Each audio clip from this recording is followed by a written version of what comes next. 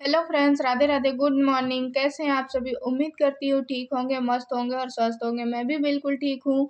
तो आज की वीडियो अगर आपको पसंद आए फ्रेंड्स, तो आप मेरे चैनल को सब्सक्राइब जरूर कीजिएगा। तो आज की वीडियो बहुत ही अच्छा है, तो 1 मिनट के लिए भी, 1 सेकंड के लिए भी स्किप करके मत देखिएगा, क्योंकि आज ना वो चालाकी और समझदारी की वीडियो मैंने लाया है। आपके अंदर से भी आवाज आएगी ना पैसे बचाने को लेकर, जो आप इतने दिनों से करना ही नहीं चाह रहे थे और आप सोच भी नहीं रहे थे कि इन कामों को करके भी इस तरीके से पैसे बचाए जा सकते हैं। तो एक बात आप बताइए, क्या आपके साथ ऐसा होता है कि हर महीने की शुरुआत में आप सोचती होंगी कि इस बार ना खर्चे अच्छे से संभाल लेंगे? हर महीने हम यही सोचते हैं।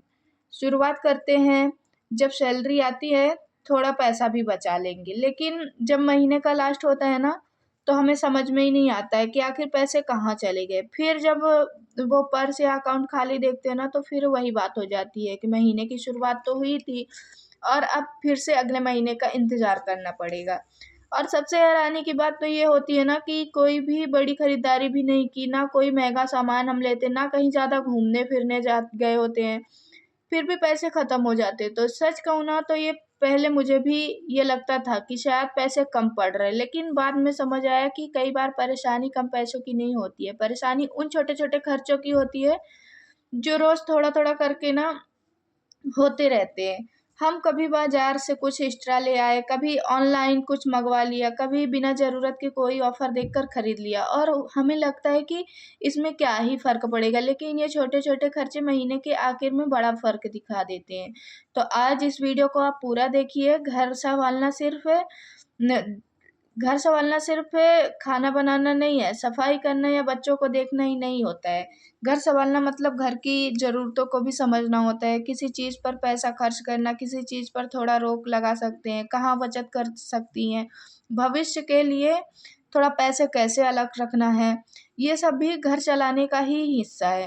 और सच बताऊँ ना, तो जो बहनें हैं घर के पैसों को समझदारी और चालाकी से सँभालना सीख जाती हैं ना, वो कम आमदनी में भी घर को बहुत अच्छे से चला सकती हैं।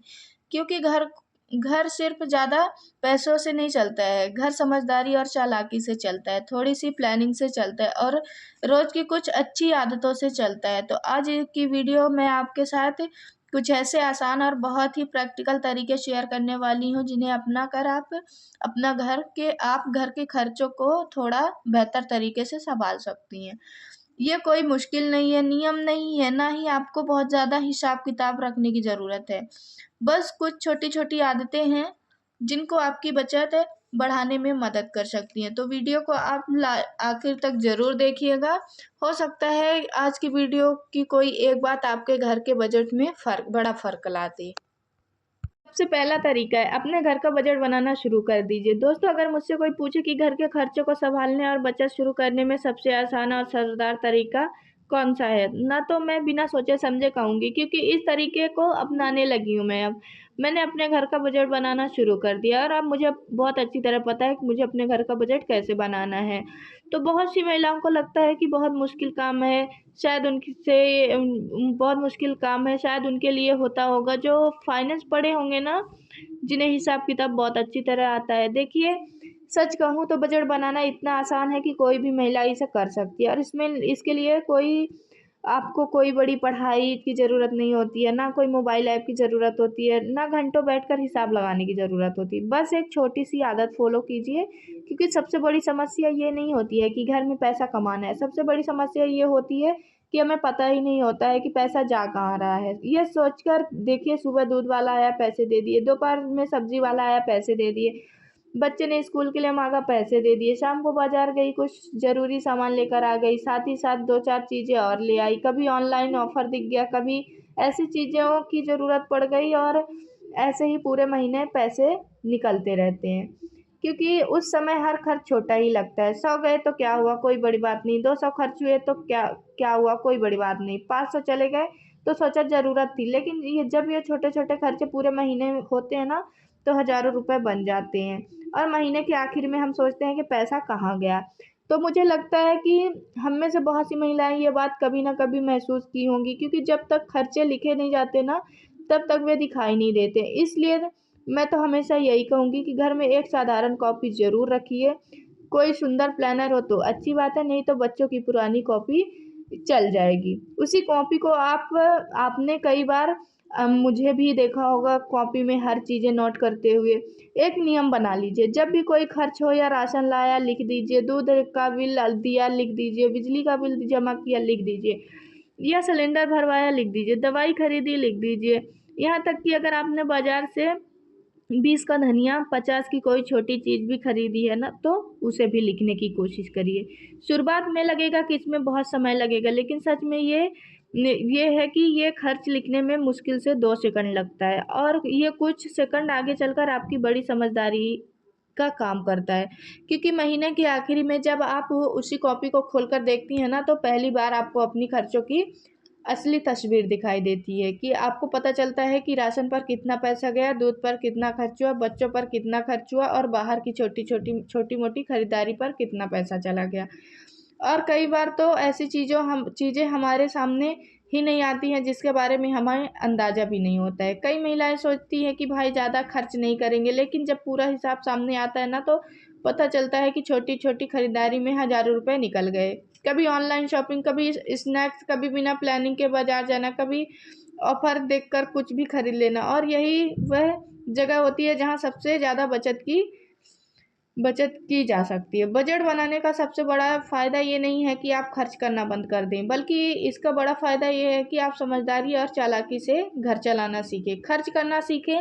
फिर आप खुद तय कर पाती हैं कि पैसा खर्च करना ज़रूरी है और कहाँ पैसा खर्च करना ज़रूरी नहीं है। यकीन मानिए, जब एक महिला को अपने घर के पैसों की सही जानकारी होने लगती है ना, तो बहुत अच्छे से वह अच्छे फैसले लेने लगती है। वह पहले से बेहतर प्लानिंग कर पाती है, अचानक आने वाले खर्चों के लिए तैयार रहती है, और धीरे धीरे बचत भी बढ़ने लगती है। याद रखिए, पैसे बचाने की शुरुआत ज़्यादा कमाने से बिल्कुल नहीं होती है। पैसे बचाने की शुरुआत ये जानने से होती है पैसा खर्च कहाँ हो रहा है, और ये काम एक छोटी सी कॉपी रोज के 5 मिनट से शुरू हो सकती है। इसलिए अगर आप आज तक कभी भी अपने खर्च को लिख कर नहीं रखा है, तो आज से शुरुआत कीजिए। हो सकता है ये छोटी सी आदत आपके आने वाले समय में आपके घर की सबसे बड़ी फाइनेंशियली हैबिट बन जाए।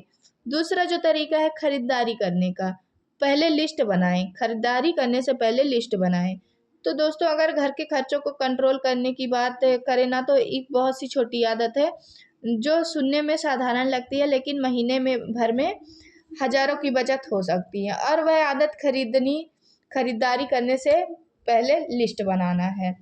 अब ये बात सुनकर कुछ लोगों को लग सकता है कि लिस्ट बनाने से भला क्या फर्क पड़ता है, आखिर खरीदना तो वही है जो घर के लिए चाहिए। लेकिन सच बताऊं ना, सबसे ज़्यादा फिजूल खर्ची अक्सर वही होती है जहां हम बिना सोचे समझे खरीदारी करते हैं। सोच समझ कर देखिए, आप बाजार सिर्फ तेल लेने गई थी, लेकिन बाद में आते समय तेल के साथ बिस्किट, नमकीन, चॉकलेट, या कोई नई चीज़, कंटेनर, या एक प्यारा सा कप, दो तीन छोटी सी चीज़ें भी साथ में आ गई। और घर आकर महसूस हुआ कि उन चीज़ों को तो खरीदा है, पर उनकी ज़रूरत अभी नहीं है। ऐसा हर किसी के साथ होता है, क्योंकि जब हम बिना तैयारी के खरीदारी करने जाते हैं ना, तो हमारा ध्यान ज़रूरत की चीज़ों से ज़्यादा सामने दिखाई देने वाली चीज़ों पर जाने लगता है। दुकान में हर चीज़ सजी हुई होती है, हर चीज़ आकर्षक दिखाई देती है, और कई बार हमें लगता है कि ये भी ले लेते हैं, कभी काम में आ ही जाएगी। फिर दूसरी चीज़ दिखती है, वह भी अच्छी लगती है, फिर वही धीरे धीरे हमारा बिल बढ़ जाता है। तो आजकल आजकल ऑनलाइन शॉपिंग में ना ये और भी ज़्यादा होने लगा है। हम किसी चीज़ को देखते ही कुछ मिनटों में ही 5 से 10 चीज़ों को ले लेते हैं, और ऊपर लिखा होता है only two left, limited time offer, extra discount, और हमें लगता है कि अगर अभी नहीं खरीदा तो बहुत बड़ा मौका हाथ से निकल जाएगा। लेकिन सच ये है, हर सस्ती चीज़ ज़रूरी नहीं होती है, ऑफ़र फ़ायदा नहीं होता है। कई बार हम सिर्फ इसलिए पैसा खर्च कर देते हैं कि चीज़ सस्ती लग रही है, जबकि उसकी कोई बिल्कुल भी ज़रूरत नहीं होती। इसलिए मैं तो यही कहूँगी कि बाज़ार जाने से पहले 5 मिनट निकाल करके ना एक लिस्ट बना लें। घर में घूम घूम कर देख लें कि क्या सामान ख़त्म होने वाला है, रसोई में क्या चाहिए, बाथरूम में क्या चाहिए, बच्चों की कौन सी चीज़ें ख़त्म हो रखी हैं। फिर उन्हीं सब चीज़ों को एक कागज़ पर लिख लीजिए, और जब बाज़ार जाएँ तो कोशिश यह कीजिए कि लिस्ट के अनुसार ही सामान खरीदें। शुरुआत में थोड़ा मुश्किल लगेगा, लेकिन बीच-बीच में बहुत चीज़ें आकर्षित करती हैं। लेकिन धीरे-धीरे ये आदत आपके खर्चों पर बहुत अच्छा नियंत्रण लाने लगती है। मुझे ये खुद याद है, पहले मैं बाज़ार जाती थी ना, तो अक्सर ज़रूरत से ज़्यादा सामान लेकर लौटती थी। कभी कोई डिब्बा अच्छा लग गया, तो कभी किचन गैजेट, कभी कोई ऑफ़र देखकर कुछ खरीद लिया। उस समय लगता था कि ज़्यादा पैसे खर्च नहीं हुए हैं, लेकिन महीने के आखिर में छोटी-छोटी खरीदारी बड़ी बन जाती थी। फिर ना मैंने लिस्ट बनाकर जब खरीदारी करना शुरू किया ना, तो मुझे पहली बार एहसास हुआ कि कितनी सारी चीज़ें ऐसे देखकर ही खरीद लेती थी। उनमें से कई चीज़ें ख़ास काम में नहीं आती थी, और ये सब यही चीज़ें होती हैं, जो हमें बहुत परेशान करती हैं। और कई बार हम उन चीज़ों को खरीदने के चक्कर में ना बहुत सारा पैसा वो बर्बाद भी कर देते हैं। तो याद रखिए, थोड़ी-सी चालाकी, थोड़ी-सी समझदारी हमें बहुत बड़ी परेशानी से बचा सकती है। तो हमारा तीसरा जो तरीका है, बच्चों को भी पैसे की कीमत सिखाइए। तो दोस्तों, घर में जब बचत सिर्फ़ एक व्यक्ति के हाथ से नहीं बचत सिर्फ़ एक व्यक्ति के हाथ से नहीं होती। आपने सोचा होगा, अगर एक व्यक्ति समझदारी से खर्च कर रहा है, लेकिन बाकी लोग बिना सोचे-समझे चीज़ों को इस्तेमाल कर रहे हैं, तो पैसा बचाना मुश्किल हो जाता है। इसलिए मुझे लगता है कि बच्चों को छोटी उम्र से ही पैसों की कीमत समझाना बहुत ज़रूरी है। अब इसका मतलब ये बिल्कुल भी नहीं है कि बच्चों पर पैसों की चिंता डाल दी जाए, कि उन्हें हर समय पैसों के खर्चों के बारे में बताया जाए। बच्चों को बचपन से भी जीने देना चाहिए, लेकिन साथ ही साथ उन्हें ये भी समझाना चाहिए कि ये भी ज़रूरी है कि हर सुविधा के पीछे किसी एक की मेहनत होती है, क्योंकि जो बातें बच्चे बचपन में सीखते हैं, आगे चलकर उनकी आदत में बन जाते हैं। आजकल के बच्चों की हर ज़रूरत तुरंत पूरी करने की कोशिश की जाती है। अगर कोई खिलौना पसंद आ गया तो तुरंत मँगवा दिया, नई चीज़ चाहिए तो तुरंत खरीद दिया। धीरे-धीरे बच्चे ये मानने लगते हैं कि हर सामान आसानी से मिल जाती है, लेकिन जब उन्हें छोटी उम्र से ही ये सब समझाया जाता है कि चीज़ की कीमत होती है, उन्हें ज़िम्मेदारी की हर चीज़ की कीमत होती है, तो उन्हें ज़िम्मेदारी की भावना विकसित होने लगती है। तो उन्हें बताइए कि पानी मुफ्त में नहीं आता है। अगर नल खुला छोड़ दिया जाए ना, तो पानी भी बर्बाद होता है और उसका बिल भी बढ़ता है। जब ब्रश कर रहे हैं, तो हाथ धो रहे हैं, तो उन्हें प्यार से सिखाइए कि काम होने पर नल बंद कर दीजिए। उन्हें ये समझाइए कि बिजली की कीमत क्या होती है। अगर कमरे में कोई नहीं है, पंखा, लाइट बंद कर देना चाहिए। तो ये सिर्फ़ बिजली बचाने के लिए नहीं, बल्कि एक अच्छी आदत बन जाने के लिए बोल रही हूँ। क्योंकि पूरे घर के लिए काफ़ी बड़ा अच्छा रिज़ल्ट देगी। पैसे से देखिए, जो होता है ना, मेहनत करके कमाना पड़ता है। इस तरह जब वो बच्चे भी कोई नई चीज़ माँगे, तो हर बार तुरंत देने की बजाय कभी-कभी इंतज़ार करना भी सिखाइए, और उन्हें समझाएँगे कि ज़रूरतों में और इच्छाओं में फ़र्क क्या होता है। हर पसंद आने वाली चीज़ ज़रूरी नहीं होती है। बच्चे तो देखिए, छोटे होते हैं ना, नासमझ होते हैं और ज़िद्दी भी होते हैं, तो उनको हमको समझाना पड़ता है, उनको समझाने की हमें ज़रूरत पड़ती है। तो ये सारी चीज़ें हमें भाई खुद से भी सिखाना पड़ता है, और जिन घरों में ना पेरेंट्स उन्हें सिखाने लगते हैं ये सारी चीज़ें ना, तो बच्चे काफ़ी समझदार हो जाते हैं और आगे आने वाली लाइफ़ में ना उन्हें बिल्कुल भी परेशानी नहीं होती है।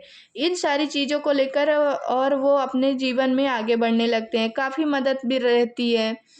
और बच्चों को देखिए, मैं बताऊँ, मेरे छोटे-छोटे बच्चे हैं, तो उनके अंदर ये आदतें मैंने अपने आप से डाल दी हैं। देखिए, मैं करती हूँ ना, उसी तरीके से बच्चे भी करते हैं, तो इस तरीके से बच्चे भी सीखते हैं, सारी चीज़ों को सीखते हैं। तो हमारा है चौथा तरीका है, महीने में एक बार ना नो शॉपिंग वीक रखिए। दोस्तों, मुझे लगता है आज के समय में ना पैसे बचाने थोड़ा-सा मुश्किल सा हो गया है। कारण ये नहीं है कि चीज़ें सिर्फ़ महँगी हो गई, कारण ये है कि खर्चे करना बहुत आसान है। अगर कोई चीज़ें खरीदनी होती है, तो बाज़ार जाना पड़ता है, समय निकालना पड़ता है, ना सोच-विचार करना पड़ता है। लेकिन आज सिर्फ़ एक मोबाइल फ़ोन और कुछ मिनटों कुछ मिनटों में बहुत कुछ चीज़ें घर तक पहुंच जाती हैं और यही सुविधा हमारी बचत के रास्ते में सबसे बड़ी रुकावट बन जाती है, क्योंकि ख़रीदारी करने के लिए अब हमें बाहर जाने के लिए समय निकालना नहीं पड़ता है, क्योंकि सोशल मीडिया में ऐसा दिख जाता है, शॉपिंग ऐप खोलिए, कोई सेल चल रही होगी, नोटिफिकेशन आएगा, आज का special offer, flash sale, limited time deal, only today. और हमें लगता है कि अगर अभी नहीं खरीदा तो बहुत बड़ा मौका हाथ से निकल जाएगा। फिर हम सोचते हैं चलो ये भी ले लेते हैं, वैसे ही सस्ता ही मिल रहा है, कभी ना कभी तो काम में आ ही जाएगा। और इस तरह छोटी छोटी खरीदारी होती रहती है। हर समय बहुत छोटा लगता है, उस समय हर खर्च बहुत छोटा लगता है, लेकिन महीने के आखिर में ये छोटे छोटे खर्च मिलाकर एक अच्छी खासी रकम बना देते हैं। एक बहुत आसान आदत अपनाने की सलाह देना चाहती हूँ हमें चाहती हूँ मैं, और वो महीने के एक बार नो शॉपिंग वीक रखिए। मतलब पूरे 7 दिन खुद से एक वादा करना है, इस हफ्ते सिर्फ वही चीज़ें खरीदिए आज जो वास्तव में ज़रूरी है। राशन ख़त्म हो गया खरीदिए, दूध चाहिए तो खरीदिए, दवाई चाहिए तो खरीदिए, लेकिन इसके अलावा कोई ऐसी चीज़ जो नहीं खरीदनी है, जो सिर्फ पसंद आ रही है। ना कोई कप, ना या कोई सजावट का सामान, ना कोई किचन का सामान, या ऑनलाइन डील देखकर अचानक की गई शॉपिंग नहीं। शुरुआत में थोड़ा मुश्किल लग सकता है, खासकर आपको ऑनलाइन शॉपिंग देखने की आदत है, क्योंकि बार बार मन करता है ये चीज़ ले लेते हैं। लेकिन अगर आप अपनी इच्छा कुछ दिनों के लिए रोक लेना तो बहुत ही अच्छा महसूस करेंगी आप। कई बार जिस चीज़ को खरीदने का बहुत ज़्यादा मन कर रहा होता है, तो कुछ दिनों के बाद वही चीज़ ज़रूरी नहीं लगती है। कई बार तो हम उसे पूरी तरह भूल भी जाते हैं और तब समझ में आता है कि वह ज़रूरत नहीं थी उस चीज़ की, सिर्फ हमारा मन था। इसका सबसे बड़ा फ़ायदा होता है वो हमें अपनी खरीदारी और आदतों को समझने का मौका देता है। वास्तव में ज़रूरत की चीज़ें खरीदते हैं या देखकर प्रभावित होते हैं, तो भाई इन आदतों को अपनाना एक सबसे बड़ा होता है। एक अनावश्यक सामान आना भी कम हो जाता है, क्योंकि हम खरीदी हुई चीज़ से पैसे ही नहीं लेती हैं, घर में जगह भी लेती हैं। फिर उसे सँभालना भी पड़ता है, साफ़ भी करना पड़ता है, रखना भी पड़ता है। इसलिए कई बार बचत का मतलब सिर्फ पैसा बचाना नहीं होता, बल्कि घर में अनावश्यक सामान आने रोकना होता है। तो ये सारी चीज़ें बिल्कुल भी मुश्किल नहीं है। इन चीज़ों को हम आसानी से कर सकते हैं। हम महीने की शुरुआत में पूरा हिसाब बनाते रहते हैं। राशन का खर्च अलग, बिजली का खर्च अलग, बच्चों की फ़ीस अलग, दूध, गैस, सब्ज़ी, बाकी सब ज़रूरी खर्च भी अलग। हमें लगता है कि इस महीने अच्छे से मैनेज हो जाएगा, लेकिन फिर अचानक कुछ ऐसा हो जाता है कि जिसकी हमने कल्पना भी नहीं की होती है। कभी कभी तबीयत खराब हो जाती है, अचानक डॉक्टर के पास जाना पड़ जाता है, दवाइयाँ खरीदनी पड़ती है, जांच करवानी पड़ जाती है। कभी कभी बच्चों को स्कूल के एक्स्ट्रा पेमेंट की सूचना आ जाती है, तो ये खर्चे सामने आ जाते हैं ना, तो सारी चीज़ें, मतलब कभी पंखा ख़राब हो गया, कभी मिक्सर ख़राब हो गया, मतलब बहुत सारी ऐसी चीज़ें हैं जिसे हम टाल नहीं सकते। और सबसे ज़्यादा परेशानी तब होती है जब हमारे पास कोई अलग से बचत नहीं होती है। तो हर महीने में बाकी खर्चों से ना पैसा निकालना पड़ता है, कभी राशन का बजट बिगड़ जाता है, कभी किसी चीज़ को टालना पड़ता है, और कई बार तनाव भी बहुत बढ़ जाता है। इसलिए मैं तो हमेशा मानती हूँ कि चाहे आमदनी कम हो, लेकिन हर घर में एक छोटी सी इमरजेंसी सेविंग ज़रूर होनी चाहिए। और कई लोग तो ये सोचते हैं कि बचत करने के लिए हज़ारों रुपए चाहिए, लेकिन ऐसा बिल्कुल भी नहीं है। इमरजेंसी सेविंग छोटी रकम से भी हो सकती है। ये ज़रूरी नहीं है कि आप कितना बचा रही हैं, ज़रूरी ये है लगातार बचा रही हैं। मान लीजिए आपने महीने में सिर्फ 200 अलग रखती हैं, 500, 1000, शायद एक रकम बहुत छोटी लगेगी, लेकिन कुछ महीनों बाद ये रकम धीरे धीरे एक सहारा बन जाती है। और जब कोई अचानक खर्चे सामने आ जाते हैं, तो आपको इधर उधर सोचने की बिल्कुल भी ज़रूरत नहीं पड़ती है। यही तो चालाकी और समझदारी होती है हम महिलाओं के अंदर, और यही चालाकी और समझदारी हमें एक अच्छी और समझदार गृहिणी बनाती है। तो ये आप तरीके ज़रूर अपनाइए, और ये तरीके इतने भी मुश्किल नहीं हैं जिनको आप अपना नहीं सकती हैं।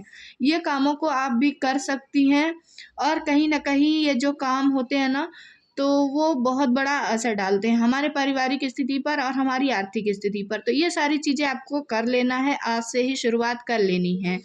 तो हमारा अगला जो 5वां लास्ट पॉइंट है ना, तरीका है, वो है बचत को आखिरी नहीं पहला खर्च मानिए। तो दोस्तों बचत को लेकर हम में से बहुत ज़्यादातर लोग एक बहुत बड़ी गलती करते हैं और शायद आपने भी कभी ना कभी ये बात ज़रूर महसूस की होगी कि इस महीने जो पैसे बच जाएंगे ना वो मैं बचत में डाल दूंगी। मैं भी पहले यही सोचती थी, महीने की शुरुआत होती थी, मन में पूरा इरादा होता था कि इस बार पैसे ज़रूर बचाऊंगी, लेकिन फिर धीरे धीरे खर्चे शुरू हो जाते थे। राशन का खर्च, दूध का खर्च, बिजली बिल भरना है, बच्चों की फीस भरनी है, कभी कभी दवाइयों की ज़रूरत पड़ जाती है। फिर ये सारा हिसाब देखकर ना मैं तो ये सोचती थी कैसे मतलब पैसे बचाऊंगी, बचता लेकिन बचाऊंगी ज़रूर। जब ये सारे खर्चे निकलने के बाद ना मेरे हाथ में कुछ भी नहीं बचता था, तो ये जो आदत है वो आपको अपनाना चाहिए।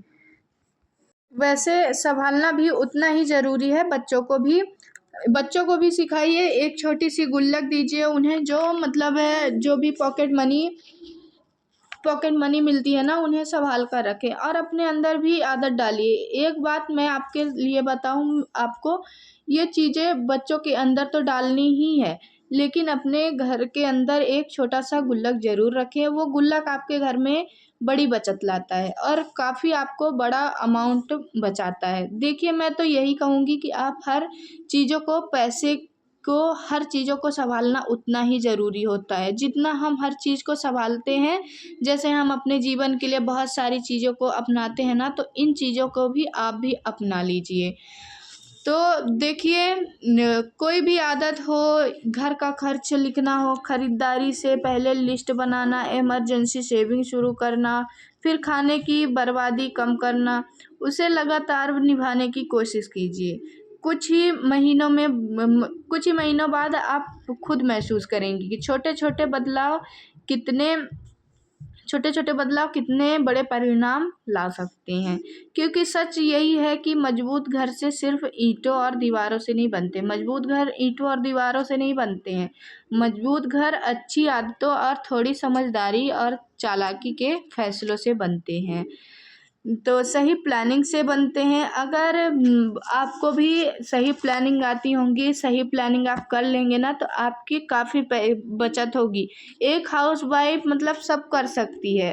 वो करना अगर चाहती है तो अपने घर के पैसे भी बहुत अच्छी तरह सेविंग भी कर सकती है, अपने बच्चों को भी अच्छे संस्कार दे सकती है, अच्छे से संभाल सकती है।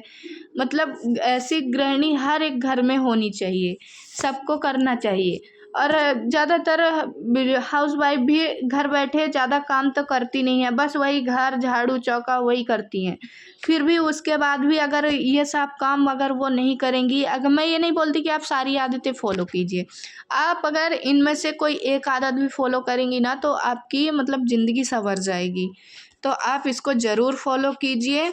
तो अगर आज का वीडियो आपको पसंद आया हो ना, तो इसमें बताई गई बातें आपको अच्छी लगी हो, तो वीडियो को लाइक ज़रूर कर दीजिएगा। और अगर ऐसी समझदारी भरी वीडियो आपको पसंद आई हो तो चैनल को सब्सक्राइब भी ज़रूर कीजिएगा। फिर मिलेंगे आपके साथ एक नई वीडियो के साथ। तो आप कमेंट में ज़रूर बताइएगा कि कैसा लगा हमारा वीडियो। तो आज के लिए इतना ही, बस राधे राधे।